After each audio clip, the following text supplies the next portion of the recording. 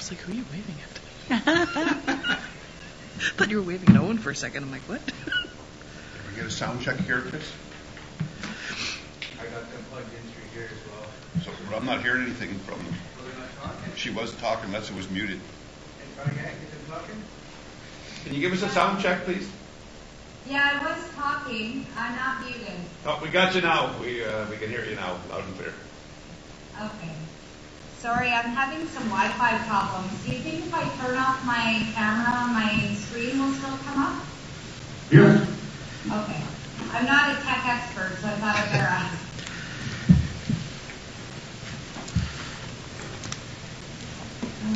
How do I do that again? There. Yeah, I've got 3 kids in the house, and I've asked them to stay off their devices, but they don't always listen. So I apologize.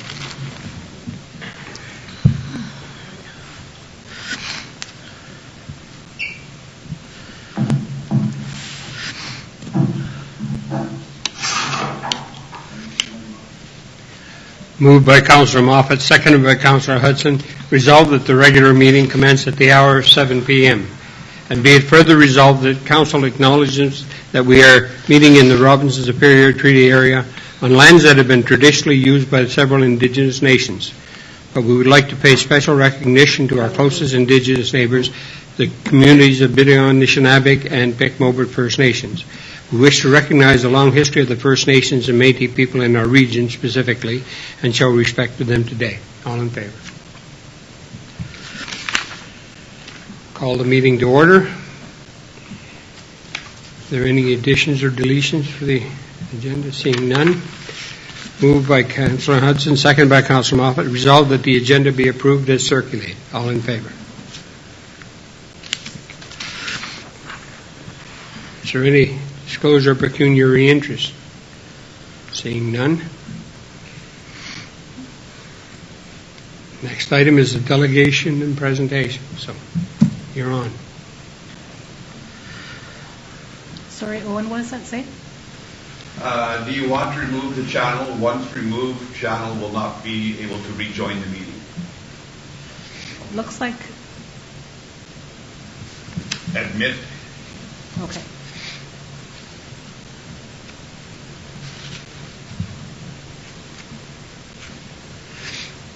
So we have 2 mics muted, Jamie and Drew. Yeah, and I'm Tabitha, by the way. Nice Yes, to meet everybody. Yeah, hey Tabitha. Yeah, you're coming in loud and clear. Okay. You can tell me if I'm yelling, because I can never tell when I talk to my computer. No, it's actually, the sound's perfect like that. Okay, perfect. Is that you, Owen? You guys Yes. are sort of small. Okay, nice to see you again. And, Yeah. and Florence is in there? Yeah, Yes. I'm here too. Great. So did you want me to share my screen then? Yep. Can We're you going minimize to the give you the participant box? controls. As soon as she shares it, we'll all go. Yeah, I don't know how safe it is to give me control, but let's give it a try. What are the options there, Owen? Chat, ask to start video, make host, record aloud, rename. Do you want to change the host to Tabitha? Yes. Did that work, Tabitha? I think so, yeah. Okay. Looks like it does. Looks like I have some control here. So There everybody you go. can see this? Your slides are up now. Perfect. So let's try full screen here. There it is. Awesome. Come over and minimize that word. Oh, right there. Is everybody's face in the way of the presentation? Or you guys can see everything okay? Yeah, it's very good actually. Okay, perfect. Did you want us to get going? Yeah, it's you're on. Perfect. Well, I just wanted to say thank you to Florence and Owen for giving Generation a chance to present updates on the Marathon Palladium project and also to the Township of Manitowoc. We have 15 minutes and I can talk a lot, so I'm not going to go over every slide. Instead, I'm going to focus on highlights for the project. So So this is our typical disclaimer.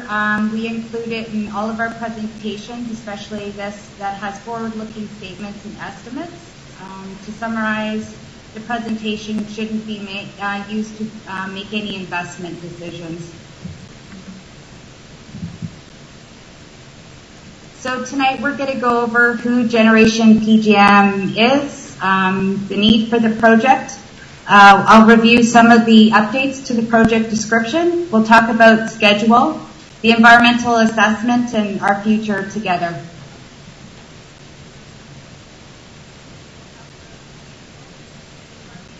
So Generation PGM was formed in 2019. It's a Canadian company and a subsidiary of Generation Mining Limited based in Toronto. The focus of the company is the Marathon properties, specifically the Marathon Palladium project, which is the most advanced project in North America. We have a really experienced management team. Some of them folks are on the call with us today. Jamie Levy, he's our CEO. Drew Anwell, he's our Chief Operating Officer, and Chanel Boucher, she is our geologist and also a sustainability coordinator, helping me out with the environmental assessment. A lot of our management team have experience at operating mines and with developing mines with companies like Detour Gold, Wheaton River, Thompson Creek, and Lac des Îles. So why is the Marathon Palladium project important? The primary metals on site are platinum group metals, mostly palladium, and also our deposit has copper in it. Some interesting facts about palladium is that there is a global deficit. The supply is greater than the demand. Palladium and copper are considered green metals. They're used in creation of all sorts of technologies, especially those to reduce greenhouse gas emissions. So palladium and platinum are actually used in catalytic converters on our car exhausts. And the catalytic converters clean some of the exhaust gas into less hazardous substances like carbon dioxide, vapor, and nitrogen.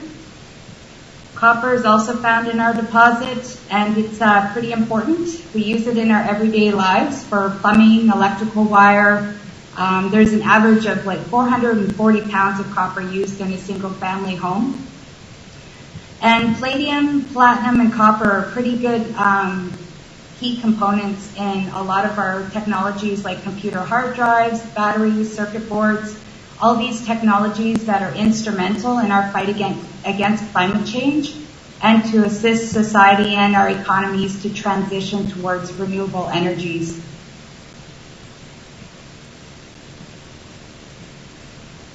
So if folks are familiar with our project that we proposed in 2014, a lot of the things on the project are largely the same. It's still an open pit mine. We're looking at processing the material on site, crush, grinding, and concentrating at the mill. The final concentrates will contain palladium and copper, and they'll be transported either by road or rail to a smelter refinery. The construction will take approximately 18 to 24 months.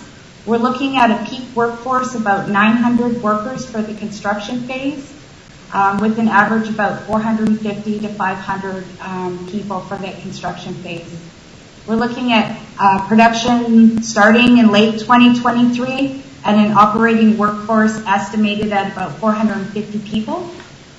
And the mine design from beginning to end is being done so in a way that will protect the environment, and we're paying specific attention to water and air quality.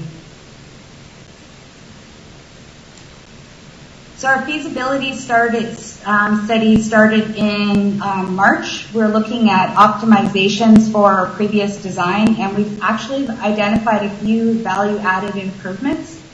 The first area is improved water management. So some of our infrastructure was located on the east side of the open pits.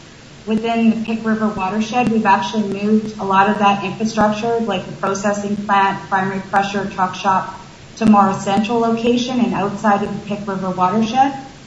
The access road was proposed off of Camp 19 Road. It's still in the same general area, but we've realigned it slightly to the west and it'll cross fewer streams. And we've also included a stormwater pond for risk management and protection of the Pick River watershed within our design. We're also looking at opportunities to reduce greenhouse gas emissions and our carbon footprint. A lot of our mine operations are being designed to minimize fuel usage. Some of these things that we're considering are trolley assist. So it's actually adding equipment on the truck that can connect to a cabling system to electrify sort of the truck fleet and reduce our use of diesel fuel coming out of the pit. We're also looking at more power efficient equipment in our processing plant. And we're currently evaluating CO2 capture in our concrete construction as well. Some of the other changes we've looked at, improvements are around the mine rock storage area. If you recall the previous design, the footprint was located to the east of the open pits. It's still largely in the same area, but we were able to reduce that footprint to impact less sub-watersheds. Most of our mine rock is not acid generating. About 90% of it is that type 1, and it's a good quality rock that can be used for an aggregate opportunity, potential business opportunity after and throughout life of mine.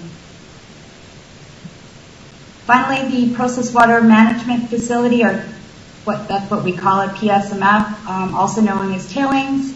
When we did our previous assessment and consultation work from 2009 to 2014, we spoke with many communities and we heard from everyone and did the mine waste alternatives assessment and heard that the final discharge should not go to Pick River, Vamoose Lake, Lake Superior, or Angler Creek. So we have excluded all of those locations from the design, and we've selected Hare Lake as the preferred discharge location.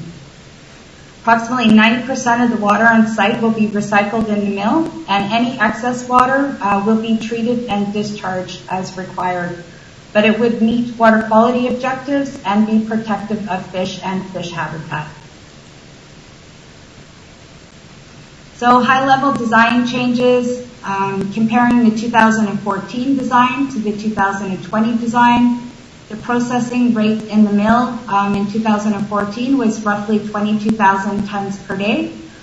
For now, we're looking at around 25,000 tons per day. The open pit had one primary pit and 4 satellite pits. We now have 3 open pits, the north, central, and south pit. Mine life has been extended to about 12.6 years from 11.5.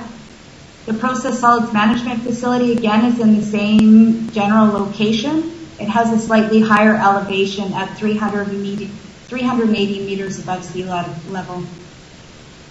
The mine rock storage area, again, is east of the open pits, but we're able to minimize the footprint, and we're using some of the mined out pits for storage of mine rock. And the process plant crusher was moved from the east side of the open pits to more central location west of the open pits and outside of the Pick River watershed. So this is an overview of the design for 2020. And I'll get into a few more details on the next slide. But the orange area in the central are the north pit, the central pit, and the south pit. To the east, the gray is the mine rock storage area, and to the west, just above the Marathon Airport, is the process solids management facility. And the access road travels south and connects to Camp 19 Road. So this will give you a close-up, and it's a good comparison project design compared to the 2020 project design.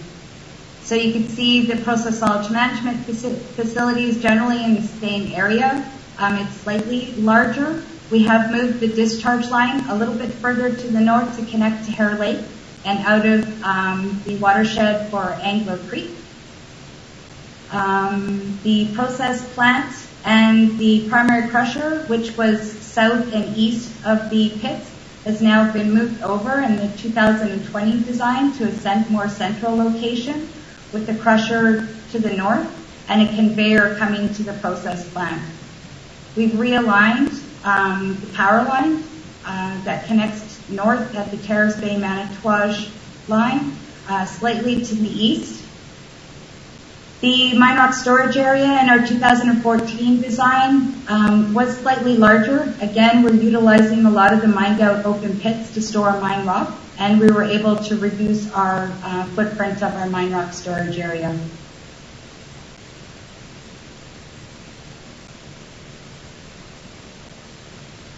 Just at a high level, going over the project schedule, in 2019, Generation acquired the Marathon Palladium project. We completed a preliminary economic assessment in early 2020, the PEA. We started the feasibility study in March 2020 and restarted the EA process in July 2020.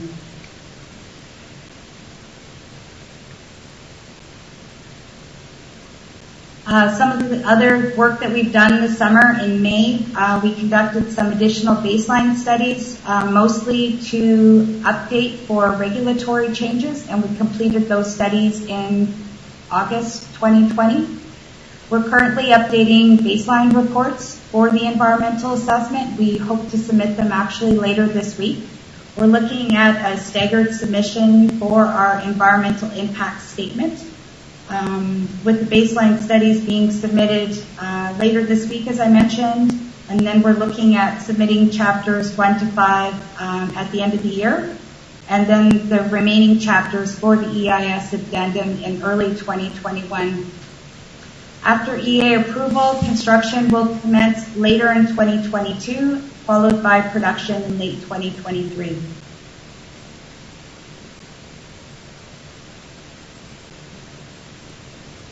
The environmental assessment process is carrying on from 2014. It's not a new process, it's a restart from where we left off. We're going through the EA with the joint review panel, harmonizing the federal and provincial environmental assessment requirements. Doing the EA is very important for us and the communities, and we're looking at effects on ecosystems, looking at mitigating or eliminating any of those negative effects on the environment and the communities. As we did in the past, we've worked with our communities to get feedback on valued ecosystem components and included those in our effects assessment. Some of the elements that we're looking at are management of water, protecting wildlife, vegetation, species at risk, and indigenous and community considerations.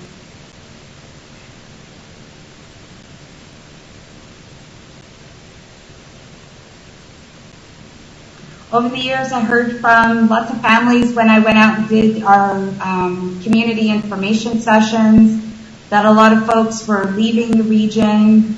They had to leave home and their children had to leave home to find work.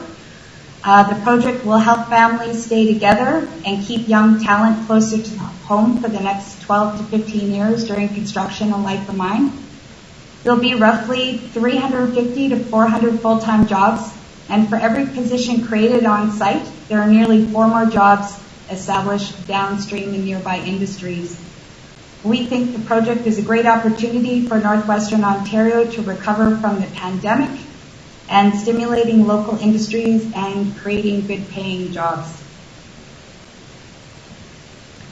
And I think I did that in record time. So this is our contact information with our link to our website. We're posting updates on the project, some of the display boards and news briefs we're posting on our website. There's also a link to the Environmental Impact Assessment Agency registry for our project and an email to reach us at comments@genpgm.com.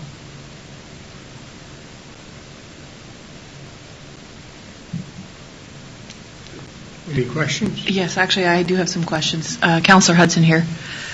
Where is the smelter that you'll be shipping the product to be refined? We don't have one identified yet. We're looking at either shipping our concentrate by road, east or west in the environmental assessment, or by rail. We're looking at a few rail locations. So we're keeping our options open at this time until a smelter can be identified. Okay, and I have another one. It's regarding the end of life of the open pit itself. Now, I've read that there's been some problems in other open pits that do palladium, that they cannot fully restore it back to the environment because of the process that's used. Is that the case with this mine? Sorry, I just heard something about going back to the environment and palladium. I didn't quite hear that. If you could repeat the question, sorry. Yeah, sorry, it's just my mic was a little bit far away. So the end of life on the open pit mine, I've read that for some palladium mines they have a problem with the chemical process that's used and that they can't fully restore it to its natural environment at the end of the life of the mine itself. Is that going to be a concern here? So that could be related to maybe acid generation or metal leaching in the rock material, the host rock material. And we've done quite a lot of geochemical analysis on our site. And our material is fairly neutral, so we don't see that right now in our effects assessment being an issue for closure for this site. Okay, thank you very much. Lawrence, do you have anything to add? Or? No, not at this time. Okay, thank you very much. Moved by Councillor Moffat, seconded by Councillor Hudson. Resolved that the presentation provided by Generation PGM Inc. regarding the Marathon Palladium project be accepted as received, and be it further resolved that Council thanks the Generation PM Inc. representative for attending and providing the update to Council. All in favor? Thank you very much. Thank you. Thanks very much indeed. Okay, well, have a great night. Thank you again for the opportunity. Yeah. Thank you, Tabitha. We'll be in touch. Okay, bye.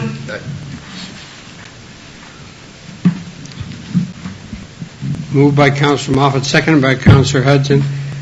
Resolved that the minutes of the regular meeting held on October 28, 2020 are adopted as circulated. All in favor?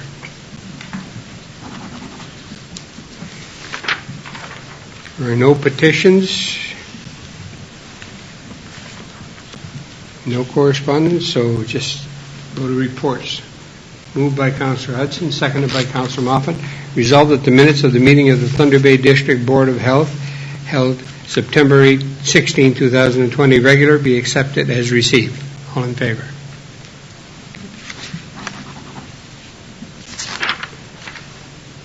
Moved by Councillor Hudson, seconded by Councillor Moffat. Resolved that the minutes of the meeting of the Manitowais Public Library Board held September 14, 2020 be accepted as received. All in favor?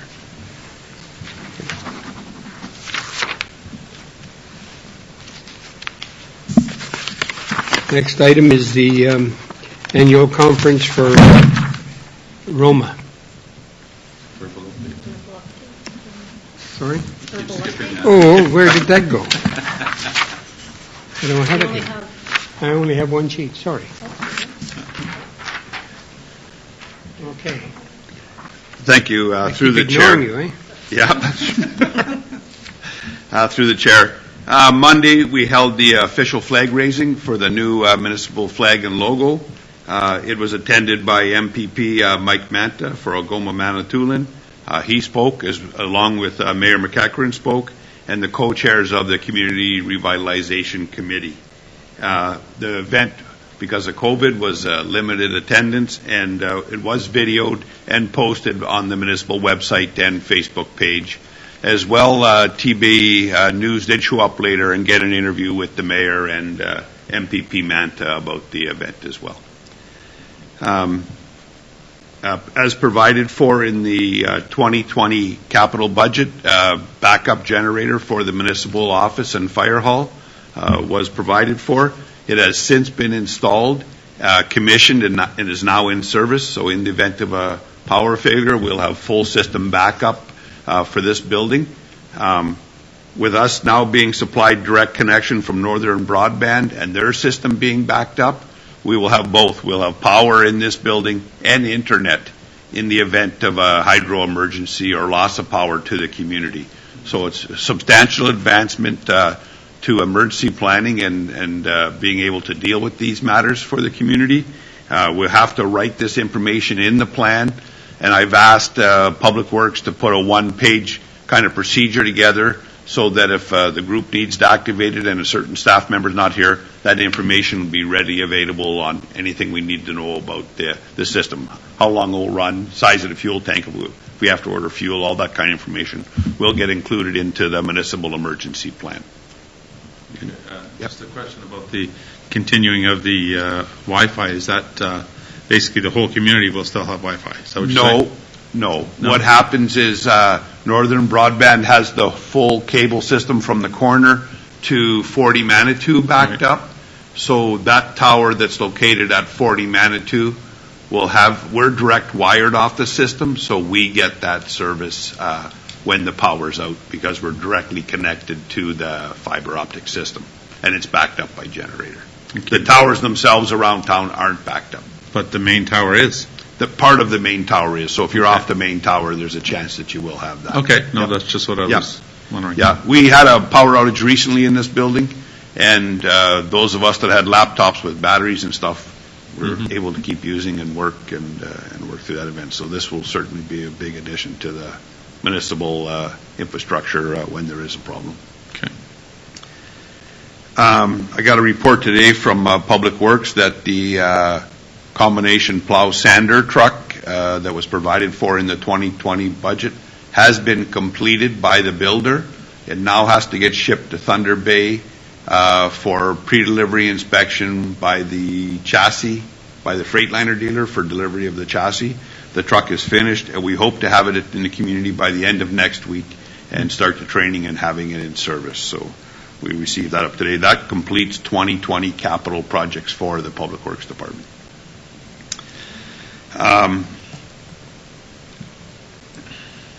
Last week, we were able to get 3 members of the fire department enrolled in a program called Working Minds, which is the mental health awareness for first responders. We've been trying, this is identified in the community post-traumatic stress disorder plan that we have to have for the fire department. And this was identified in there. It's been a number of years we've been trying to do this. And with COVID, they actually switched it to an online format as opposed to a classroom format. And we were able to get 2 firefighters attended the firefighter level, and I attended leadership level. So hopefully we can continue. And part of the program, it was a pilot project. We had to provide feedback on the Zoom course and how it went. And hopefully they're going to continue and offer more of these, with our goal being that all our firefighters would receive that training. The new ski hill staff member is in place, Lou Plesny. I'm not sure about the pronunciation, pardon me. He is in place at the ski hill and has done some shifts up there already and worked with some of the ski hill volunteers on the weekend as well already. So he's settling in and seemed quite pleased with the job when I spoke to him today. Michelle Bell has been hired to work at the community center as a building caretaker. So she has completed her orientation and is now in place receiving the training for the job at the rec center. And that's the end of my report. Thank you very much. No bylaws, so then we'll move on to the Roma conference. I will attend it. As it stands right now, I would still like to, but again, like I said last time, my work schedule. This is the delegations. For the delegation, okay. Okay, so we're going to put, one of the delegations we're talking about is about to Kathleen Mulrooney for the drive-in test center. We agree with that? Okay. Moved by Councillor Moffat, seconded by Councillor Hudson. Resolved that Council request delegations with the following ministers at the Royal Ontario Municipal Association Roma Annual Conference. Attend Honourable Kathleen Mulrooney Drive Test Center. All in favour? Thank you. If I may, Chair Tolley, do you know the deadline date for filing delegations? November 30th. Okay, so we don't have, if there is something else that comes up, we have one more council meeting. Yes. Yeah, okay. Thank you. The next item is administration report. Or is that? One more before me? Huh? That's Florence's report. We did. No, there was the delegation, and then this one was regarding number Do we 2 have? on the 13.2 on the agenda, council resolution.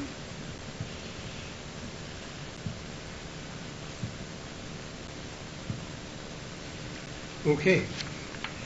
Moved by Councillor Hudson, second by Councillor Moffat. Resolved that council is in receipt of correspondence. Is that the one dated? Dated October 1st, 2020, from the office of Michael Manta, MPP, Algoma, Manitoulin, regarding concerns raised with the Honourable Kathleen Mulrooney, Minister of Transportation, about the lack of year-round reliable access to Ontario drive test centres in Northern Ontario. And be it further resolved that council supports the comments from MPP Mike Manta and strongly agrees that constituents in Northern Ontario are not receiving the same service from Ontario Drive Centre compared to Ontarians in other regions, and that service standards are subpar.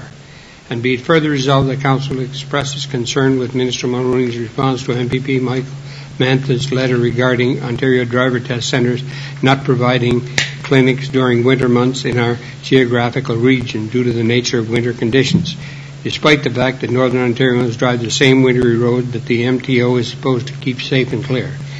And be it further resolved that council requests support and advocacy from the Northeast Superior Mayor's Group, NESMG, the Northern Ontario Municipal Association, NOMA, and Michael Manta, MPP, Algoma, Manitoulin, in addressing the unsatisfactory service standards being provided by drive test centres in Northern Ontario.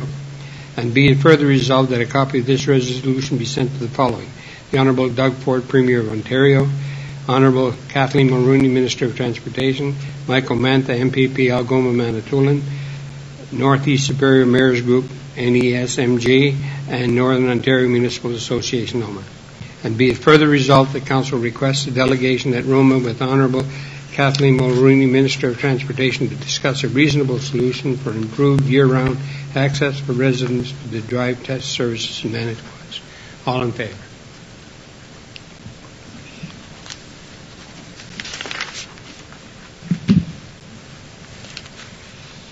Okay, now we're in. Now it's my turn.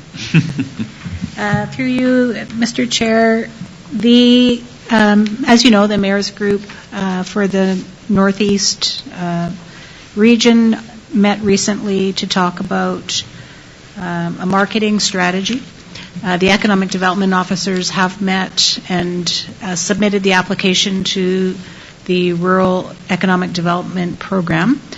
And the marketing strategy would look at bringing in new residents to the region from Chapleau, Wawa, White River, Manitouwadge, Dubreuilville, Hornpain, to fill the jobs that are available at the moment. And as you saw in the presentation this evening, there's more jobs to come. There's more mines opening.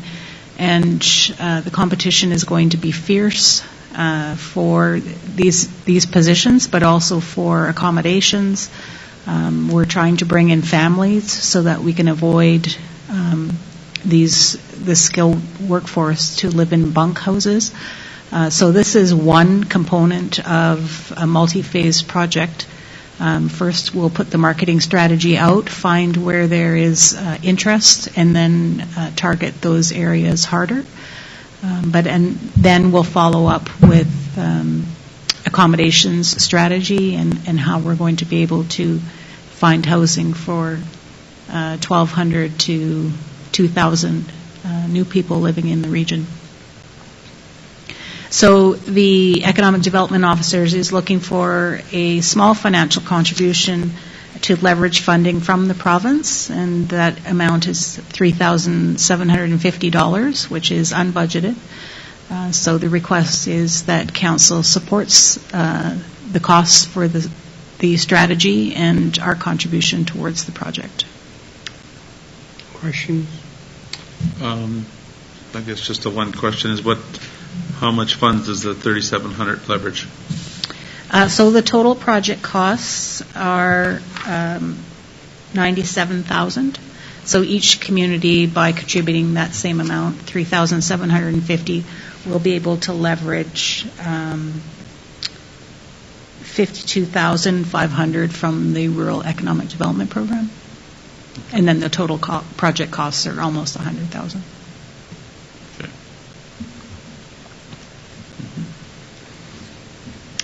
Councillor Hudson, do you have any questions? I don't have any questions. Okay. I'll read the resolution then. Moved by Councillor Moffat, seconded by Councillor Hudson. Resolved that Council is in receipt of Administration Report ED 02020-10 submitted by Florence McLean, Economic Development Officer, regarding the Regional Workforce and Resident Attraction Project. And be it further resolved that upon conclusion of Council's review and consideration, direct staff as follows. Council authorizes a financial commitment in the amount of $3,750 toward the regional application to the Rural Economic Development Program with the Superior East Community Futures Development Corporation as the lead applicant to undertake a regional marketing campaign focused on workforce and residential attraction. All in favor? Thank you.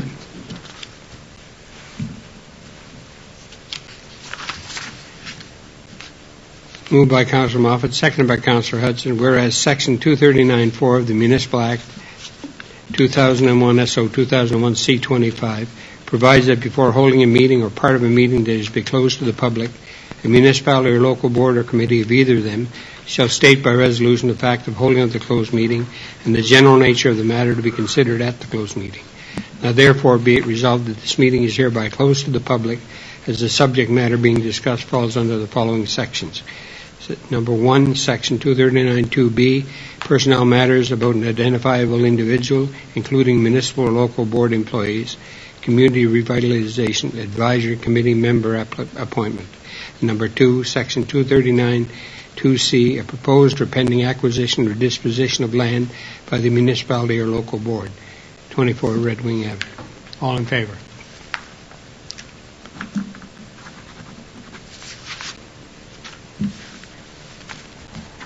Still on?